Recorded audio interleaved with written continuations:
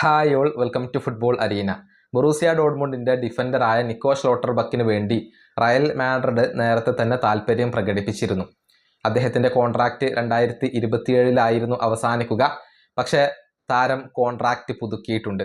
2031 വരെയുള്ള പുതിയ കരാറിൽ അദ്ദേഹം ഒപ്പുവെച്ചിട്ടുണ്ട്.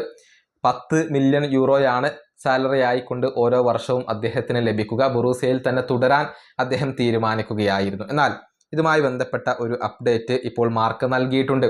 അതായത് 2031 വരെ നിക്കോ കോൺട്രാക്റ്റ് പുതുക്കിയിട്ടുണ്ട്. പക്ഷേ അദ്ദേഹത്തിന്റെ ഈ പുതിയ കോൺട്രാക്റ്റിൽ ഒരു ക്ലോസ് ഉണ്ട്. അദ്ദേഹത്തിന്റെ റിലീസ് ക്ലോസ് വരുന്നത് 60 മില്യൺ യൂറോയാണ്. ടോപ്പ് ക്ലബ്ബുകൾക്ക് 60 മില്യൺ യൂറോ മുടക്കിക്കഴിഞ്ഞാൽ താരത്തെ ലഭിക്കും എന്നാണ് അറിയാൻ സാധിക്കുന്നത്.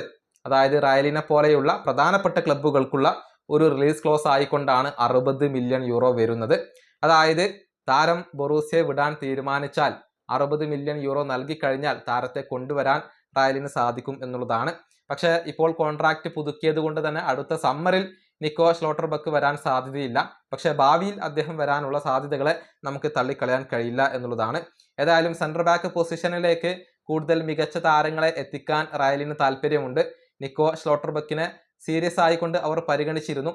ആ ഒരു സമയത്താണ് അദ്ദേഹം ബൊറൂസിയയുമായി തന്റെ കോൺട്രാക്റ്റ് പുതുക്കിയത്. ഈ വീഡിയോ അവസാനിപ്പിക്കുന്നു. അടുത്തൊരു വീഡിയോയിൽ കാണാം.